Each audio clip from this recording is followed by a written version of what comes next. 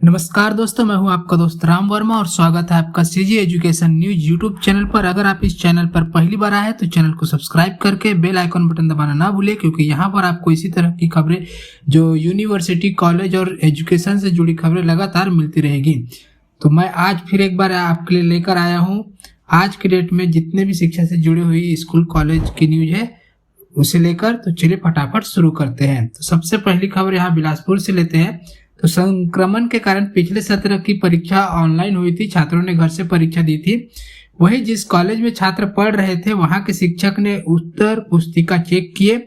इसके बाद भी 1340 छात्र जो है वो फेल हो चुके हैं। इन छात्रों ने यूनिवर्सिटी से दोबारा परीक्षा की मांग की थी। अब अटल यूनिवर्सिटी इन छात्रों के फिर से परीक्षा लेगी। इसके लिए यूनिवर्सिटी परीक्षा फॉर्म भरा रही है। बुधवार को परीक्षा फॉर्म भरने का अंतिम तारीख है, यानी कि आज। यूनिवर्सिटी ने संबद्ध कॉलेज में सत्र 2020-21 में नियमित और प्राइवेट लगभग 2,20,000 स्टूडेंट पढ़ाई कर रहे थे।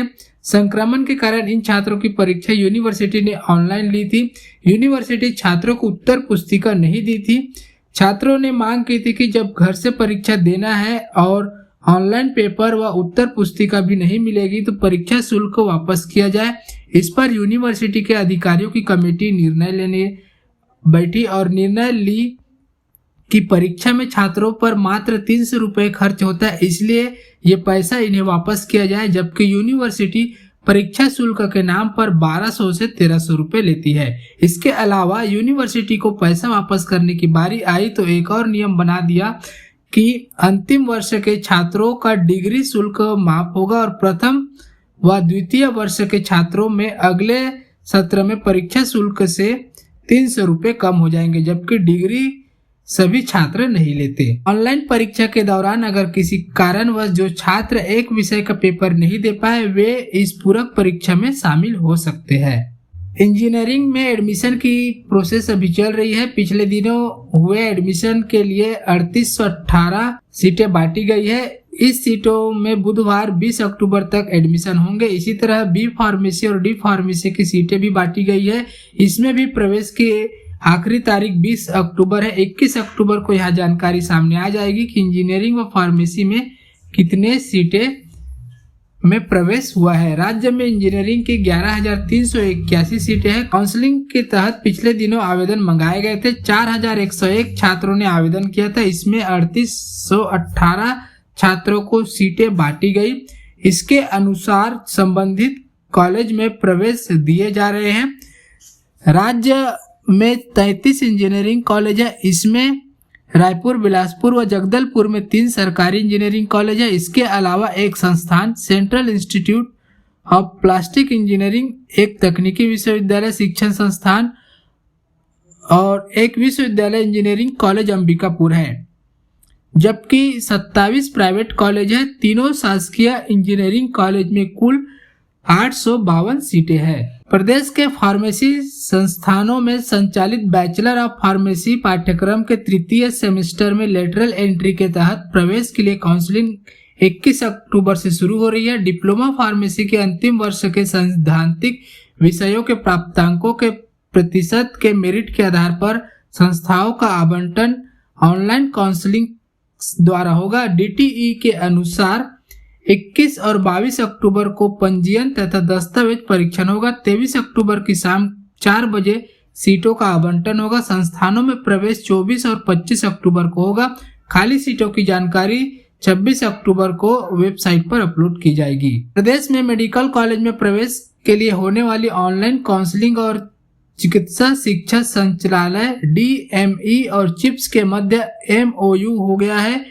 प्रदेश के मेडिकल कॉलेज में पीजी की 125 सीटों के लिए प्रवेश प्रक्रिया में ऑनलाइन काउंसलिंग अब चिप्स के जरिए होगा।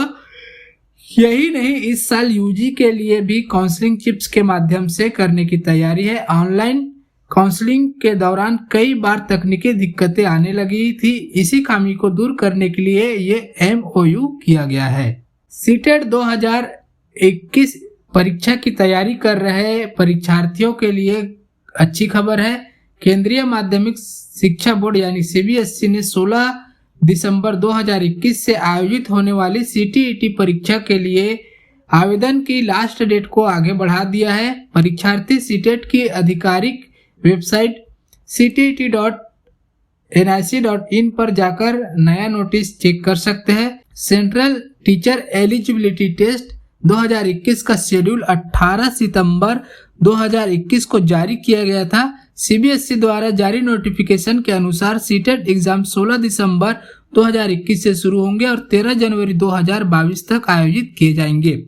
वहीं ऑनलाइन आवेदन जमा करने की आखिरी तारीख 19 अक्टूबर थी, जिसे बढ़ाकर अब 25 अक्टूबर कर दिया गया है। अगली खबर बेमेतरा से है। तो आप सभी को पता है 25 अक्टूबर तक एडमिशन की तारीख को बढ़ा दिया गया है। तो अब खाली सीटों के बारे में देख लेते हैं। तो शासकीय पंडित जवाहरलाल नेहरू महाविद्यालय में बीए, बीकॉम और बीएससी प्रथम वर्ष में 100 सीटें यहाँ पर खाली है। ये बेमेतरा जिले की कॉलेज की बात है।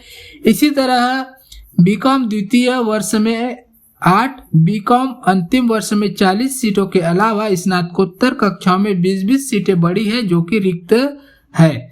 इसी तरह शासकीय कन्या महाविद्यालय में बीएससी प्रथम, द्वितीय व तृतीय वर्ष की लगभग 50% सीटें नहीं भर पाई थी। अब नए आदेश के बाद इन सीटों के लिए आवेदन करने का मौका स्टूडेंट को मिल गया है। जानकारी के अनुसार गर्ल्स कॉलेज के शेष विषयों की कक्षाओं की सीटें फुल हो चुकी है। बीएससी प्रथम वर्ष में 24, द्वितीय में 14, तृतीय में 32 सीटों में ही प्रवेश हो सका था। सीबीएसई स्कूलों में वीरगाथा प्रोजेक्ट शुरू करेगा। इसका उद्देश्य देश के वीरों के जीवन एवं बलिदान की कहानियों के जरिए छात्रों में बहादुरी की भावना को प्रगाढ़ बनाना है। रक्षा मंत्रालय के प्रस्ताव पर शिक्षा मंत्रालय 21 अक्टूबर से वीरगाथा प्रोजेक्ट शुरू कर रहा है, जिसके 25 विजेताओं को 2022 में गणतंत्र दिवस पर पुरस्कृत किया जाएगा। यहाँ प्रोजेक्ट 20 नवंबर तक चलेगा। इसमें तीसरी कक्षा से 12वीं कक्षा तक के स्टूडेंट भाग ले सकेंगे। 10वीं 12वीं सीजी बोर्ड में इस बार भी असाइनमेंट का फार्मूला लागू किया गया है। इसके नंबर भी जुड़ेंगे, लेकिन इस बार कितने असाइनमेंट जमा करना है ऐसा कोई निर्देश जारी नहीं हुआ है। इसलिए छात्र भी असाइनमेंट को लेकर गंभीर नहीं है। आधी संख्या में छात्र असाइनमेंट लिखकर स्कूल में जमा कर रहे हैं। माध्यमिक शिक्षा मंडल से 2 महीने का असाइनमेंट जारी किया जा चुका है। अक्टूबर महीने का असाइनमेंट जारी करने की तैयारी है। इसे लेकर कुछ स्कूल के अधिकारियों ने बताया कि बोर्ड एग्जाम में असाइनमेंट को इस बार भी लागू नहीं किया गया है। इसके लिए माध्यमिक शिक्षा मंडल से निर्देश जारी किए गए थे, लेकिन कितना असाइनमेंट जमा करना है यहाँ तय नहीं किया गया है। कांकेर से खबर है। तो अरौद के ग्रामीण लंबे समय से अरौद में कॉलेज खोलने की मांग कर रहे थे। इस दौरान अरौद दशहरा में जब इसकी चर्चा हुई तो वहां पहुंचे विधायक मनोज मंडावी द्वारा यहां कॉलेज खोलने की घोषणा कर दी गई है, जिसके बाद से इलाके में ग्रामीण कॉलेज खोलने का कार्य सक्रिय हो गया है और बैठकें कर रहे हैं।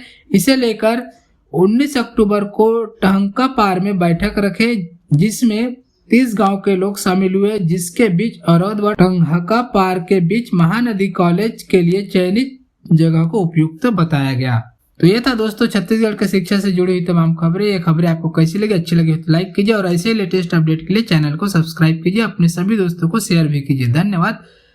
मिलते हैं अगले वीडियो में।